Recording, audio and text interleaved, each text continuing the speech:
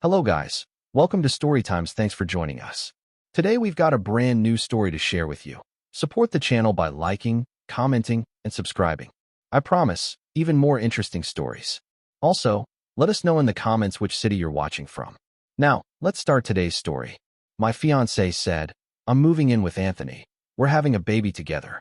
I replied, "Congratulations," then canceled her engagement ring, returned her car, and changed every password. 6 hours later, she was at my door, sobbing that Anthony had kicked her out.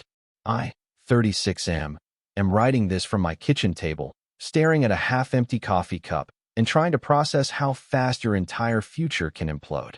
It was Thursday around 2 p.m. when my phone rang. Sarah, 31F, my fiancée of 8 months. We'd been together 3 years, lived together in my house for the past year and a half. The conversation was short, brutal, and weirdly formal. "David, I need to tell you something. I'm moving in with Anthony. We're going to have a baby together. I'm picking up my things tonight." Anthony, 29M, her personal trainer. The guy she'd been working out with religiously for the past 4 months. I'd even paid for the sessions, thinking I was being supportive. My brain kind of froze for a second. The words didn't compute immediately. "Congratulations." I said it flat, emotionless, like I was confirming a dinner reservation. "That's it. That's all you have to say? What else is there to say? You've made your decision. I thought you'd fight for me or something. You're pregnant with another man's child and moving in with him, Sarah. There's nothing to fight for anymore." Then I hung up. The weird thing was how calm I felt, almost detached, like I was watching someone else's life implode. But under that calm, my mind was already working. First things first, the engagement ring. Called the jewelry store where I'd bought it 6 weeks ago, explained the situation. The manager was sympathetic, said they had a 60-day return policy for situations like this, minus a restocking fee. Drove there immediately, returned the ring, got back $11,000 out of the $12,000 I'd spent. Next, the car. Sarah drove a leased BMW that I'd co-signed for about 10 months ago. The payments came out of my account automatically. Logged into the leasing company's website, removed my payment method, called them directly, explained I was removing myself as guarantor effective immediately. They said she'd need to qualify on her own income or return the vehicle by the end of the month. Her personal training instructor salary wasn't going to cut it. Then I went home and started changing everything. Wi-Fi password, changed. Netflix, Disney Plus, all streaming accounts, logged out all devices, changed passwords. Home security system, changed the code. Her gym membership that I paid for, canceled. Credit card where she was an authorized user, called and removed her immediately. The whole process took maybe 3 hours. Methodical, efficient. By 5 p.m., I was sitting in my living room, everything secured, waiting to see what would happen next. 6:30 p.m., my doorbell rings. I look through the security camera. It's Sarah, crying, mascara running, holding 2 suitcases. I open the door, but keep the chain on. "David, please, we need to talk." "Anthony kicked me out." "Why would Anthony kick out his pregnant girlfriend?" "It's complicated. He said he needs time to process everything. He wasn't ready for me to move in yet." The entitlement was staggering. She'd blown up our life expecting Anthony to seamlessly take over supporting her, and when that fell through, she was back at my door. "That sounds like an Anthony problem, not a David problem. You can't just cut me off like this. I can't get into any of the accounts. The car payment got declined. My gym membership is canceled. You said you were moving in with Anthony. These are Anthony's responsibilities now. Please, just for tonight until I figure things out." "No, Sarah. You made your choice this morning. You chose Anthony and his baby over our life together. I'm respecting that choice." Her face went from desperate to angry to panicked. "This is insane. You're punishing me for being honest with you." "I'm not punishing you. I'm accepting your decision. You wanted a different life with Anthony. Go build it. But I have nowhere to go. You have Anthony. You have family. You have friends. To gear it out." I closed the door and turned the deadbolt. She banged on it for about 10 minutes, crying, yelling, then finally left. The silence was actually peaceful. Update 1. It's been 48 hours since Sarah's announcement, and the fallout has been predictable. Thursday night after she left my doorstep, I got a barrage of texts from new numbers. Clearly she was borrowing phones since I'd blocked her main one. "David, please. I made a huge mistake. Anthony isn't who I thought he was. I'm staying at a motel. I can't afford this. Please just talk to me. I screenshotted them all and didn't respond. Friday morning, her sister Jessica called my work phone. David, what the hell is wrong with you? Sarah is devastated. She's practically homeless. Sarah announced she was moving in with Anthony and having his baby. I respected her decision. She made a mistake. Anthony turned out to be a complete asshole. He basically used her and threw her away. That's unfortunate, but it's not my problem to solve. She needs help. She has nowhere to go. She has family. She has friends. She has Anthony, who's the father of her child. Anthony wants nothing to do with her now. Again, not my problem. She chose him over me. You're being cruel. I'm being realistic. She ended our relationship to be with someone else. I'm not a backup plan. Hung up. Blocked that number too. Friday afternoon, Sarah's mom called. That was fun. David, I'm ashamed of you. Sarah's pregnant, and you threw her out like garbage. Linda, Sarah announced she was leaving me for another man and having his baby. I didn't throw her out. She left. But she changed her mind. She realized she made a mistake. She realized Anthony wasn't going to support her like I did. That's not changing her mind. That's facing consequences. She needs stability right now. She's carrying a child. Anthony's child. Anthony's responsibility. You're heartless. I'm practical. Your daughter chose someone else. I'm respecting that choice. The best part? I found out through a mutual friend that Anthony didn't just kick Sarah out. He's apparently married. Has been the whole time. His wife found out about the affair and the pregnancy, and Anthony immediately cut all contact with Sarah to save his marriage. So Sarah didn't just lose her fiancé and her comfortable life with me. She lost her affair partner too. And she's pregnant with a married man's baby who wants nothing to do with her.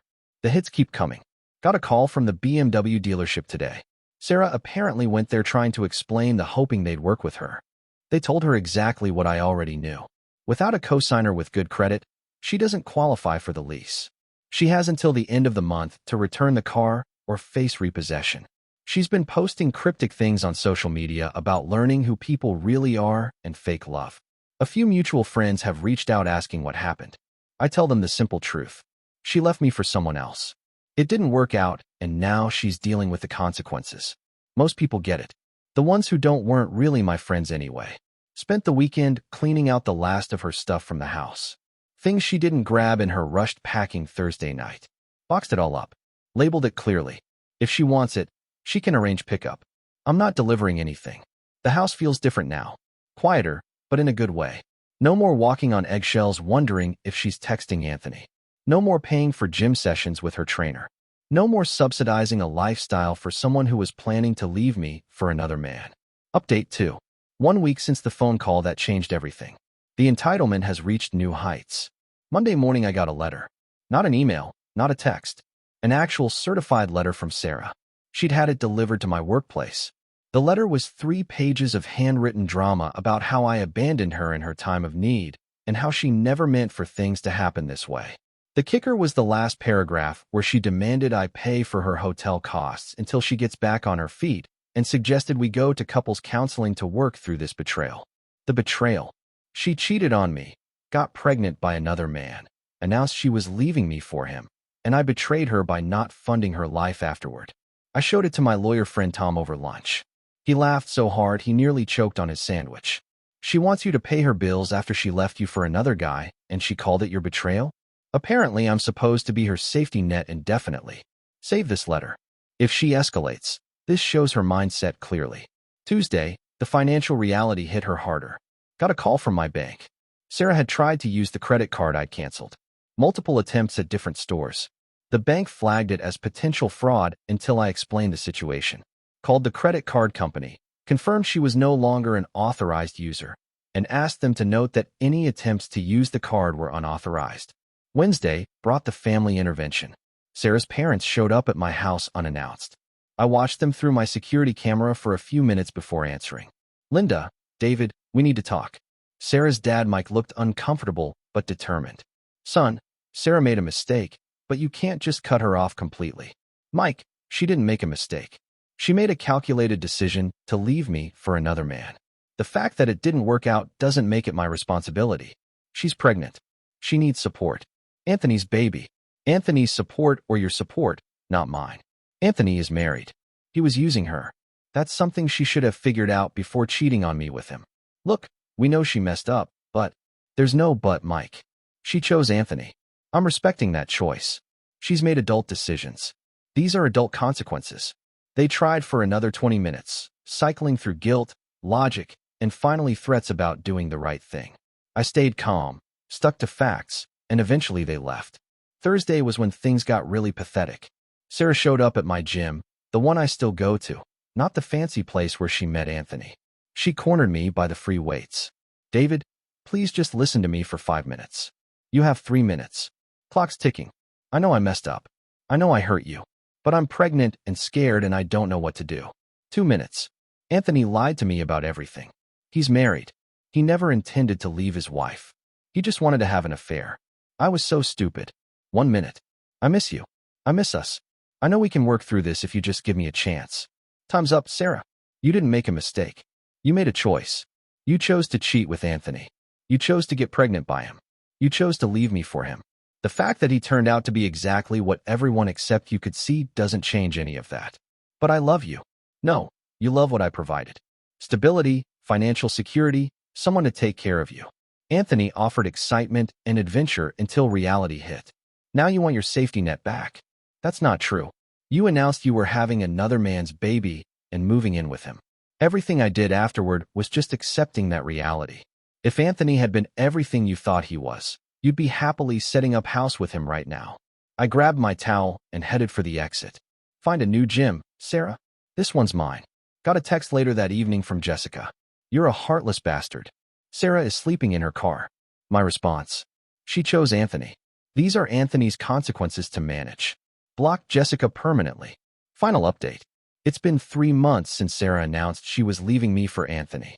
Time for the final chapter on this mess. The immediate aftermath of my last update saw Sarah's situation spiral quickly. Turns out sleeping in a BMW you can't afford while pregnant isn't sustainable. She lasted about a week before the car got repossessed. I drove by the lot where they towed it, saw it sitting there with the dealer plates back on. Her parents finally stepped up, sort of. They let her move back into her childhood bedroom. But from what I've heard through mutual friends, it's been a disaster. Sarah expected them to provide the same lifestyle I had. Eating out, shopping trips, entertainment budget. Instead, she got basic room and board and lectures about responsibility. The pregnancy itself became another complication.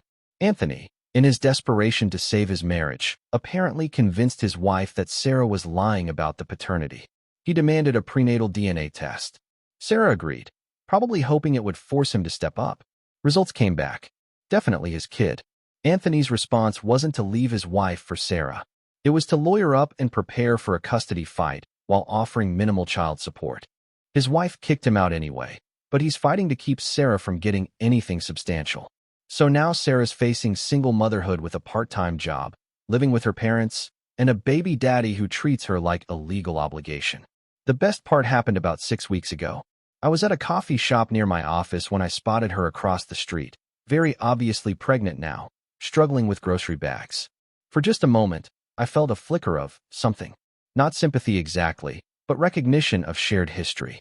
Then I remembered her standing in my living room, announcing she was having Anthony's baby and moving in with him. I finished my coffee and went back to work. Last week, Jessica tried one more approach through my coworker. Asked if I'd be willing to help Sarah, for old time's sake, maybe contribute to baby expenses, since I used to care about her. My response was simple. Sarah chose Anthony to be her baby's father. These are Anthony's expenses. The entitlement never stops. Even now, facing the full consequences of her choices, she and her family still think I should clean up the mess she made.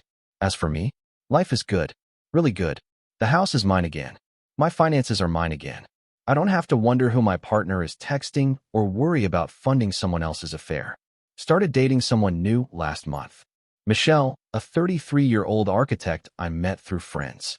She's smart, independent, pays her own bills, and has never mentioned needing a personal trainer. It's refreshing to be with someone who doesn't see me as a financial plan. The revenge wasn't elaborate or dramatic.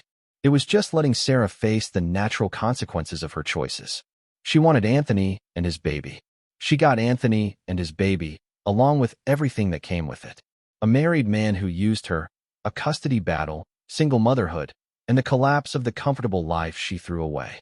She gambled our relationship on Anthony being her upgrade. She lost that bet, and the house always wins. Sometimes the best revenge is just stepping aside and letting people destroy themselves. Thanks for reading Reddit.